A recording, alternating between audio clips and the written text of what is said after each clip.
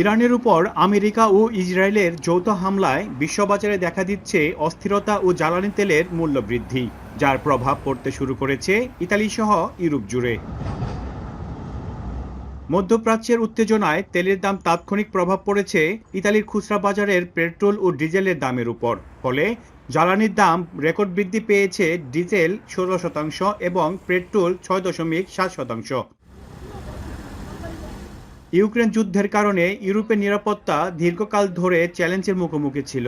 তার উপর এই নতুন সংঘাত পরিস্থিতিকে আরও জটিল করে তুলেছে। বর্তমান পরিস্থিতিতে ইতিমধ্যে ইতালির প্রধান তেল কোম্পানিগুলো লিটার প্রতি 3 থেকে 6 সেন্ট পর্যন্ত দাম বাড়ানোর ঘোষণা দিয়েছে। রাশিয়া ইউক্রেন যুদ্ধের পর মধ্যপ্রাচ্যের বর্তমান পরিস্থিতি ইউরোপ সহ বিশ্ববাসীকে নতুন করে আবার ভাবিয়ে তুলছে। বিশেষ করে অস্থির হয়ে উঠেছে জ্বালানি তেলের বাজার, যা দীর্ঘস্থায়ী হলে প্রভাব পড়তে পারে নিত্য প্রয়োজনীয় সকল পণ্যের উপর। আর এতে করে বিশ্বকে মারাত্মক পরিণতি ভোগ করতে হতে পারে বলে মনে করছেন বিশ্লেষকরা। মনিরুজ্জামান মনির, এখন ইতালি।